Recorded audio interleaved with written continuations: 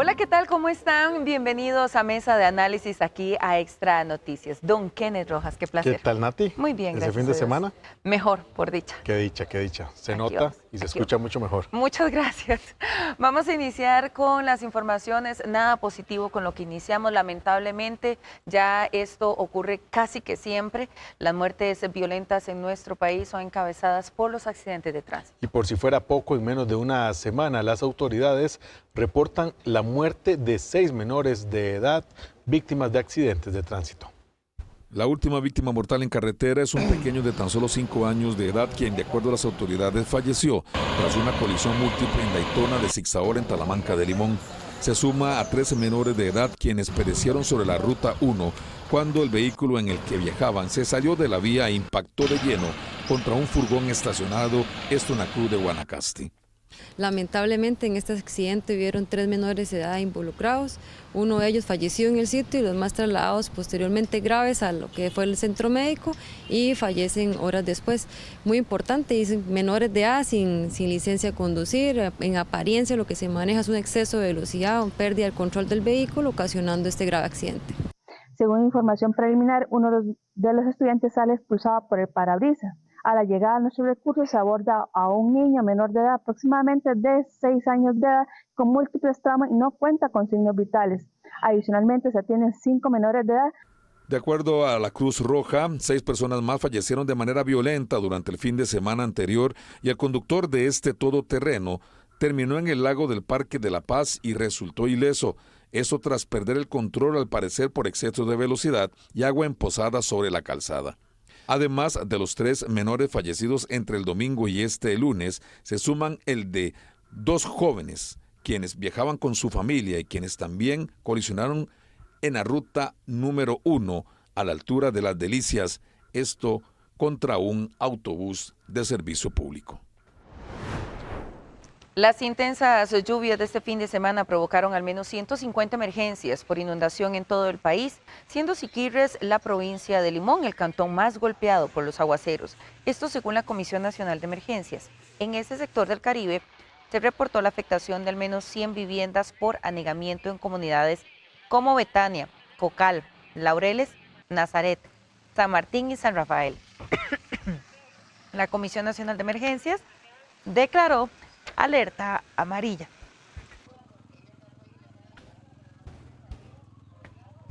Por su parte, el Instituto Meteorológico Nacional advirtió que se mantiene el monitoreo de un sistema de baja presión en el Pacífico cercano a Costa Rica, el cual podría intensificar las precipitaciones a mitad de semana, principalmente en el Pacífico Sur, Central y Península de Nicoya.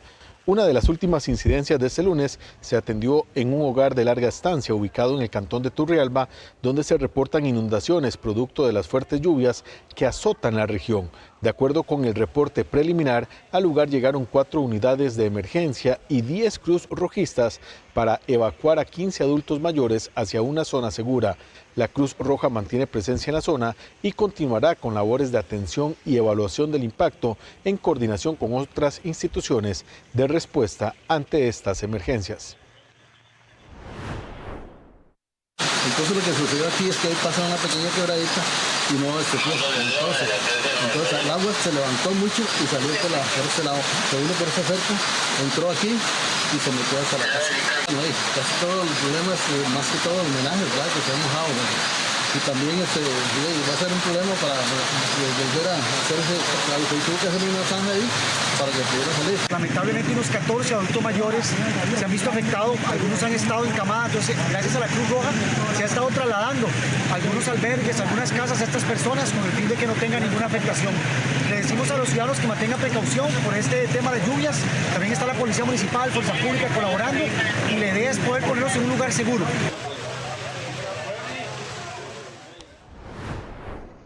Vean estas imágenes tan impresionantes que corresponden a un incendio que consumió un vehículo liviano esta tarde en la comunidad de Quebradilla de Coris, en el cantón central de Cartago.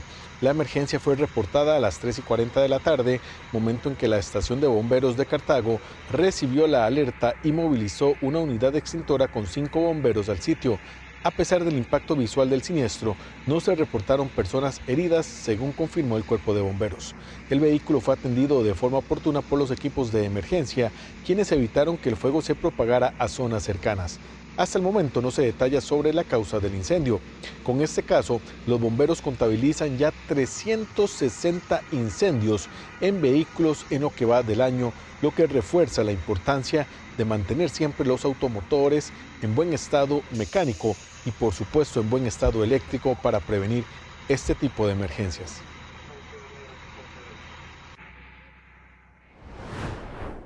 Vean estas impresionantes imágenes que captó una cámara de seguridad que muestra este momento exacto en el que se incrustó un vehículo liviano dentro de un mini súper en el condominio 630, ubicado 200 metros al este de la Municipalidad de San José sobre la avenida 10. El incidente causó gran conmoción entre quienes se encontraban en las cercanías del comercio.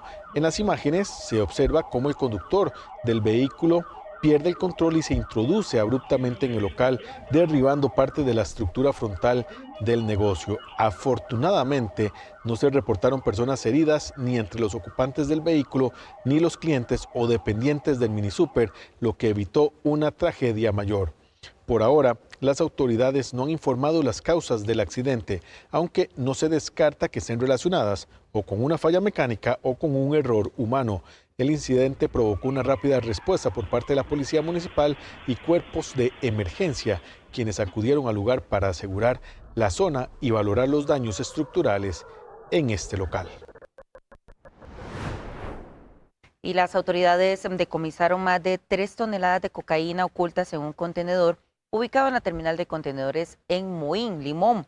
Se trata de uno de los cargamentos más grandes incautados en ese puerto, en lo que va de este 2025. El hallazgo ocurrió la tarde de este lunes, cuando el escáner del puerto detectó anomalías dentro de un contenedor cargado con fruta fresca. El destino de la mercancía eran Amberes, Bélgica, con una ruta que la llevaría finalmente hasta un puerto en Países Bajos. Tras la inspección más detallada, se confirmó que entre la carga lícita iba oculta la droga. La cantidad exacta está aún en proceso de contabilización, pero se estima que supera las 3 toneladas de cocaína. Este decomiso representa un nuevo golpe al narcotráfico que utiliza los puertos costarricenses como plataforma para mover droga hacia Europa. A lo largo del año se registran varios operativos similares en Moín, donde gracias a los escáneres y el trabajo de los oficiales asignados, se evitaron varios envíos de droga hacia el extranjero. Las investigaciones continúan para determinar quiénes están detrás del intento de envío de este cargamento. La Operación Soberanía sigue dando éxitos. El trabajo del Ministerio de Seguridad Pública en la lucha contra el crimen organizado ha logrado ya el decomiso de 13.641 kilos de cocaína que las organizaciones tenían dispuestas para traficar desde Costa Rica hacia puertos en Europa y Norteamérica. Y precisamente con el fin de combatir el tráfico ilícito marítimo, funcionarios de servicios de guardacostas, policías de fronteras, equipos de buzo y también de la Unidad de Intervención Policial recibieron durante una semana un entrenamiento muy importante en búsqueda de estupefacientes en embarcaciones, como parte de la cooperación brindada por la Unión Europea a Costa Rica. Los oficiales recibieron un entrenamiento teórico y práctico en donde ampliaron sus conocimientos sobre embarcaciones y su arquitectura, así como los posibles lugares para ocultar parte de la droga por parte de las organizaciones. El entrenamiento fue impartido por instructores con amplia experiencia, tanto de República Dominicana como de España, brindando así al país una primera respuesta de manera rápida y eficaz a la creciente problemática de la criminalidad organizada. Y esta mañana un hombre fue asesinado a balazos en la comunidad de La Colina, en Limón, mientras se encontraba al volante de un vehículo. El hecho se reportó a las 7:28 de la mañana, momento en que la Cruz Roja costarricense recibió la alerta de una persona herida por arma de fuego. Al llegar al sitio, los socorristas localizaron al sujeto dentro de un automóvil color negro, con múltiples impactos de bala en la cabeza. Pese a los intentos por brindarle atención, el hombre fue declarado fallecido en el lugar. Según información preliminar, El vehículo presentaba varios disparos en la puerta del conductor y la ventana delantera izquierda, lo que hace suponer que el atacante fue directo y dirigido. La escena fue asegurada por oficiales de la Fuerza Pública, mientras que agentes del OIJ realizaron el levantamiento del cuerpo y comenzaron con las diligencias correspondientes. Por el momento, se desconoce la identidad de la víctima y también el móvil del crimen, que permanece bajo investigación. Los dos detenidos la semana anterior en Alajuela y en Guanacaste por presunto sicariato pasarán los próximos 3 meses tras las rejas mientras el caso continúa en investigación. Ambos son señalados por un ataque con arma de fuego en el sector de San Antonio del Tejar, en Alajuela, ocurrido el 1 de enero anterior en vía pública. Ese día, al parecer, 4 hombres adultos resultaron heridos y uno de ellos falleció días después en el hospital, mientras los otros 3 se recuperaron de sus heridas. Por este caso se busca a al menos 2 sospechosos más, quienes fueron capturados por varias cámaras de seguridad.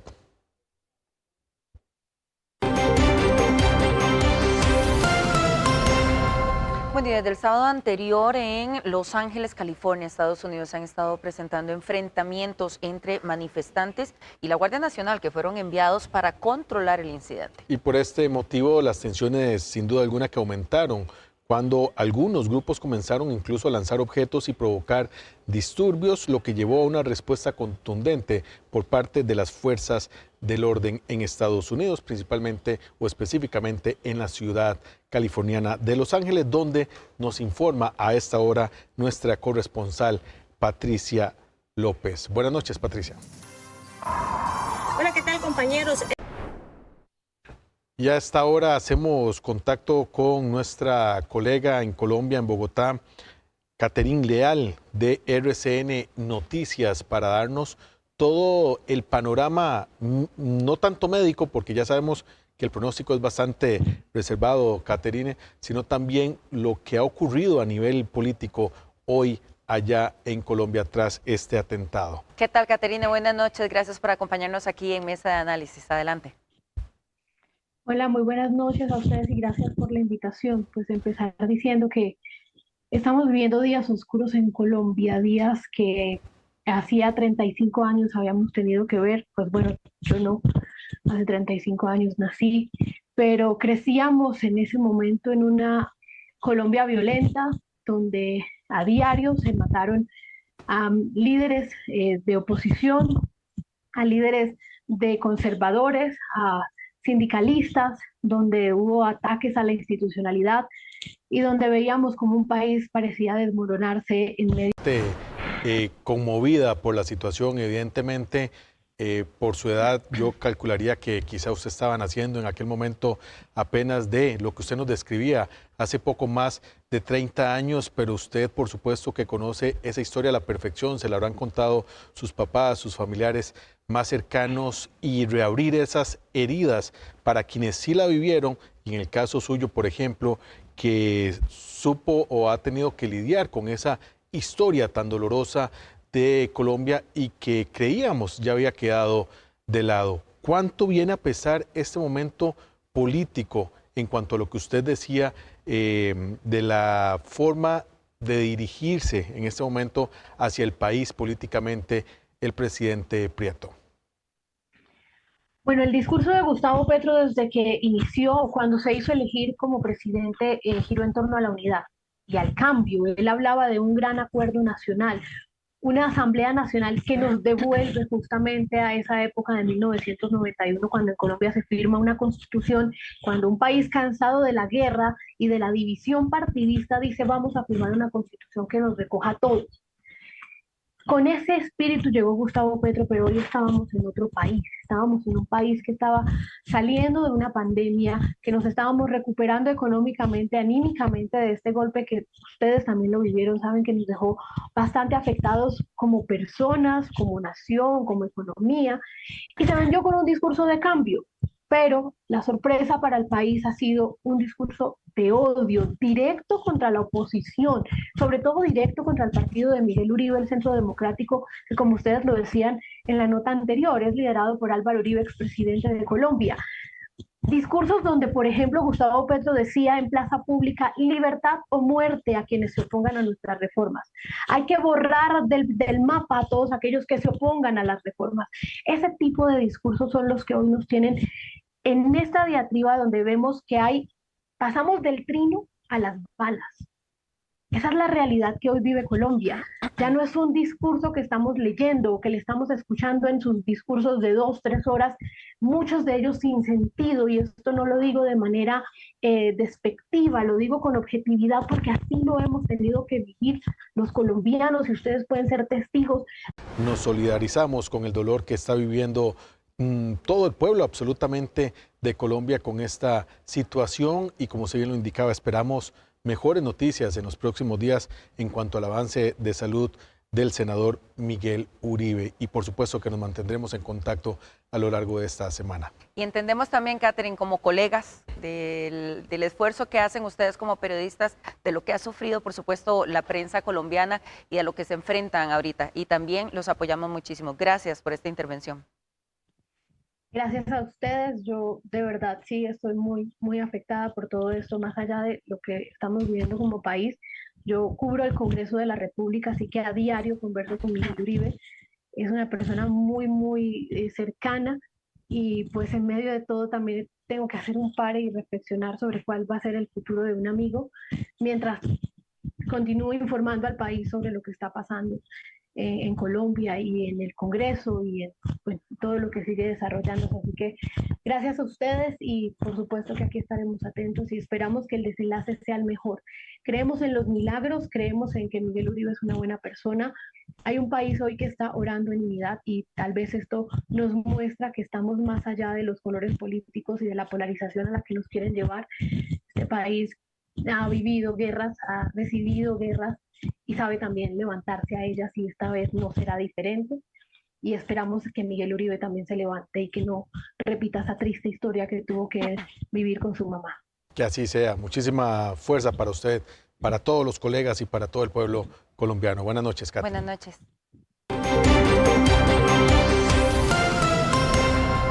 Muchísima atención, porque los lunes no solo marcan el inicio de la semana laboral, sino que también representan el día con mayor riesgo de sufrir un infarto, según advierte la Caja Costarricense de Seguro Social. Factores como cambios en la rutina del sueño, aumento del estrés y una mayor presión arterial en horas de la mañana elevan significativamente las probabilidades de un evento cardiovascular al comenzar la semana. Investigaciones en más de 10.000 pacientes revelaron que los infartos ocurren con mayor frecuencia los lunes, fenómeno conocido como el síndrome del lunes. Datos publicados por el British Medical Journal indican que el riesgo de un ataque cardíaco puede incrementarse hasta un 20% ese día en comparación con el resto de la semana. La enfermedad cardiovascular tiene varios factores que pueden influir a que uno tenga más riesgo de padecerla. Uno de ellos es el estrés, sobre todo pensado como el estrés crónico, que es la exposición día a día, semana a semana, a situaciones en donde uno libera más cortisol, más hormonas de estrés. Ese nivel, digamos, de sustancias químicas en el cuerpo a largo plazo puede generar problemas. Ante esta realidad, la Caja Costarricense de Seguro Social recomienda mantener una buena higiene del sueño, no saltarse el desayuno, realizar pausas activas, controlar la presión arterial y evitar el consumo de tabaco. Para gestionar adecuadamente el síndrome de los lunes hay que entender que no es una condición clínica como tal, pero que sí hay estudios importantes del impacto que está teniendo en la salud mental y en la salud física de las personas trabajadoras. Romper la rutina de trabajo el viernes, descansar sábado y domingo o alguno de esos 2 días y retomar el día lunes. Si usted es de las personas que ha notado cambios en su emoción, cambios en su condición física, en la sensación de su cuerpo, cómo se siente cuando tiene que empezar el lunes su jornada laboral, preste atención, no los descuide, hágase ver por una persona profesional en salud mental o por una persona de la medicina, según sean los síntomas que presenta. Los profesionales subrayan la importancia de consultar al médico si se tienen factores de riesgo, pues la prevención es clave para cuidar el corazón desde el primer día de la semana. Y vamos a ir a una pausa comercial, porque un estudio revela que se dieron disparadores desde el 1 de marzo hasta el 31 de mayo en ese sentimiento de la ciudadanía hacia el gobierno. ¿Cuáles fueron? Quédese con nosotros, somos Mesa de Análisis en Extra Noticias. Las 9:40 de la noche de este lunes 9 de junio, y como ven en pantalla ya nos acompaña nuestro compañero Rolando Rivera, porque antes de la pausa yo les comentaba que el Observatorio de Comunicación Digital de la Universidad Latina dio a conocer los disparadores, tanto positivos como negativos, que tiene la ciudadanía hacia el gobierno en un lapso de tiempo, Kenneth. Y precisamente nuestro compañero Rolando Rivera se estudió muy a profundidad este estudio, también trae todos los detalles, lo más importante de lo que ha determinado la Universidad Latina en cuanto a las opiniones hacia el presidente, su gabinete durante los últimos 3 meses. Muy buenas noches, Rolando. Compañeros, muy buenas noches. Sí, como ustedes lo dicen, un estudio muy completo de cuáles son los sentimientos que se generan dentro de la población costarricense con respecto tanto a la figura presidencial, como lo es Rodrigo Chávez, el poder ejecutivo, y también cuál es esa reacción que tienen los costarricenses referente a algunas instituciones públicas.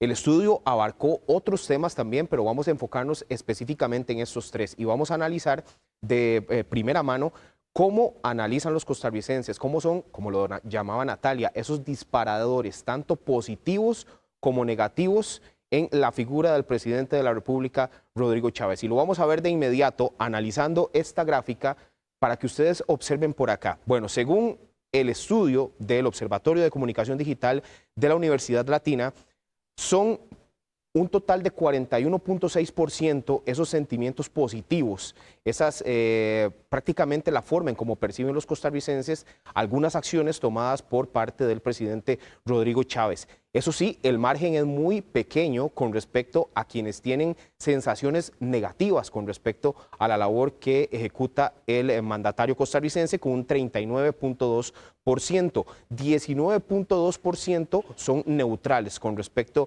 a su opinión con respecto a el presidente.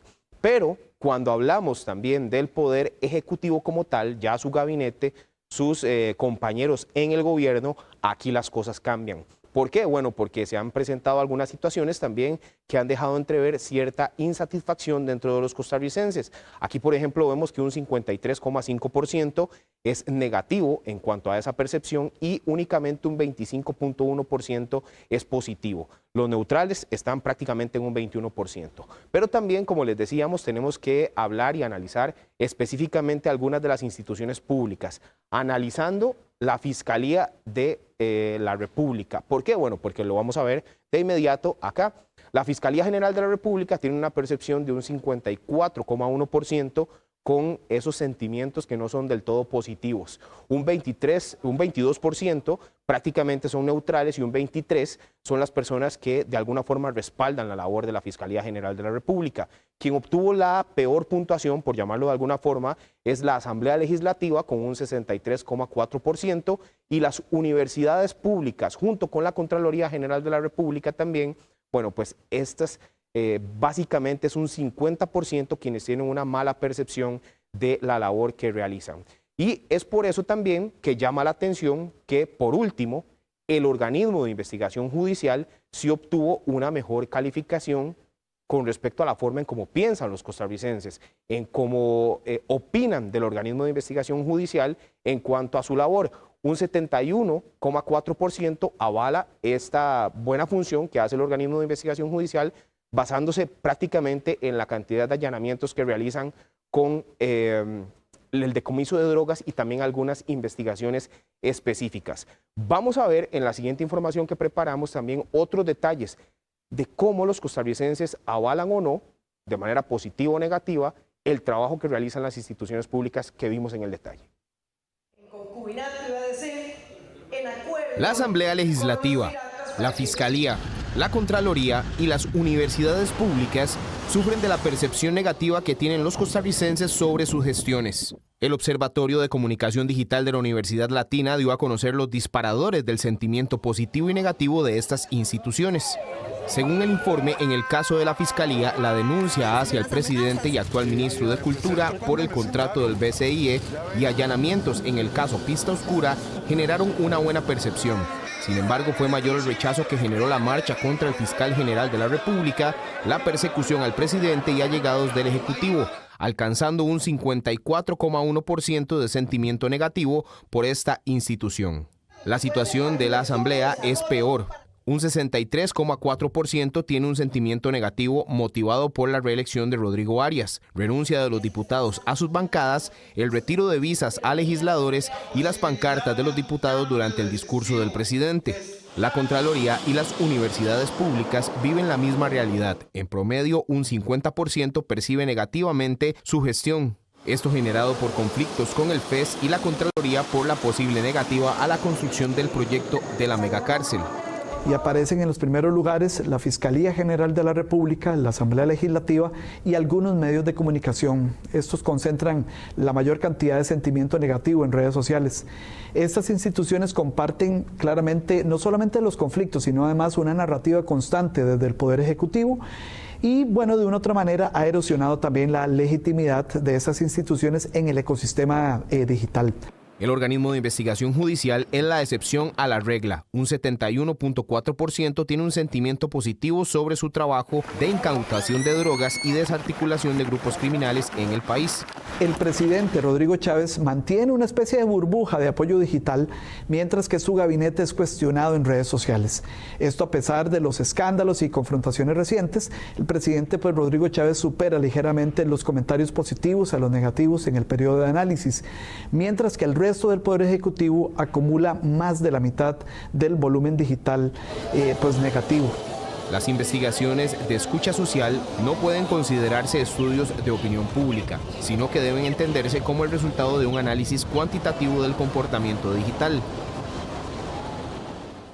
Bueno, ahí teníamos la información, pero para ampliar un poco más tenemos a don Enrique Ugalde, que forma parte del Observatorio de Comunicación Digital de la Universidad Latina. Don Enrique, muy buenas noches y quería consultarle, bueno, que como parte de este estudio y como parte de uno de los investigadores y quienes están a cargo de realizar estas encuestas y demás, social listening, bueno, pues me gustaría consultarle también qué fue lo que más les llamó la atención a la hora de revisar los resultados. Don Enrique, buenas noches.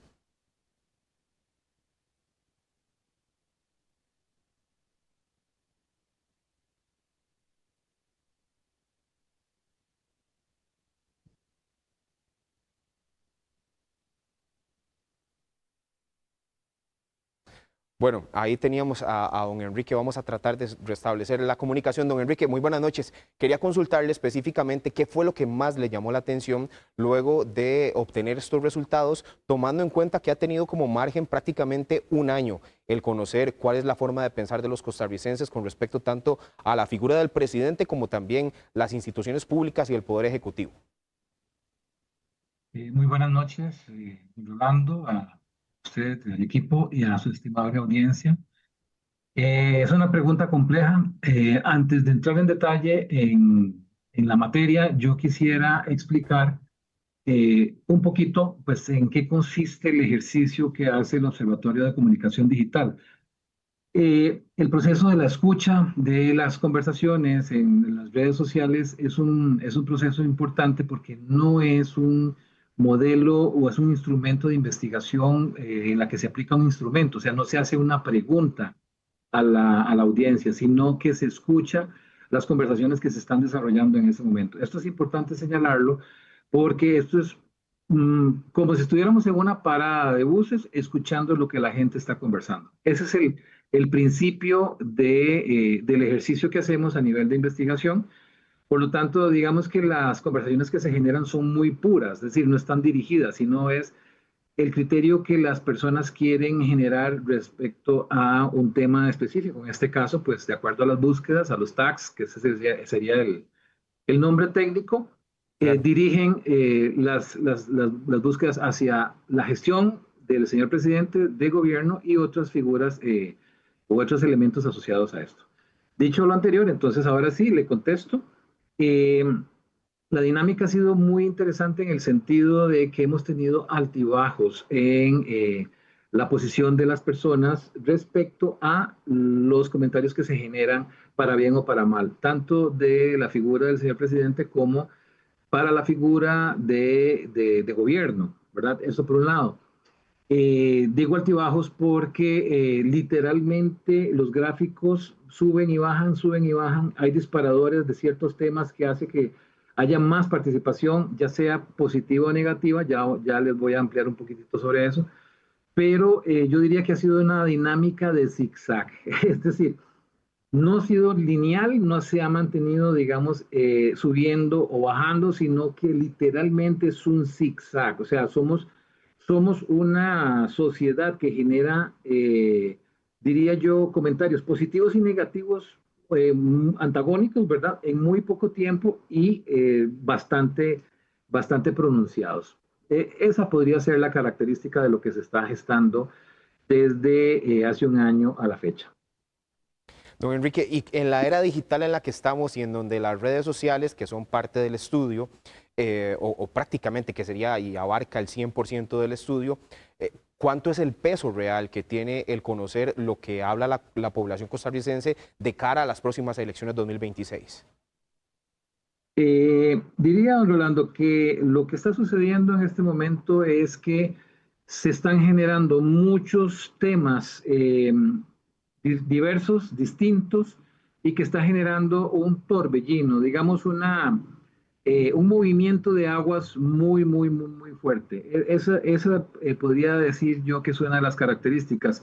La conversación no está dirigida totalmente a lo que va a suceder en elecciones, sino más bien los criterios de búsqueda están centrados básicamente a acciones desde el punto de vista de la percepción en favor o en contra de gestiones de gobierno, tanto del presidente como de otras figuras. Cuando hablamos de percepción es una construcción que yo hago de lo que está pasando, es decir, no necesariamente es la realidad, sino que es mi realidad. Entonces yo genero comunicación en ese sentido. Diría que el ejercicio es totalmente democrático, la participación de las personas es muy variada y justamente en esa libertad que tienen de generar un criterio, de emitir un criterio, pues yo diría que lo ejercen con toda la fuerza, ¿verdad? Con la conciencia de su libertad y pues generan básicamente lo que están pensando en ese momento, ya sea positivo o negativo. Recordemos que es un tema de percepción, ¿verdad? Claro. Es lo que la gente percibe en ese momento.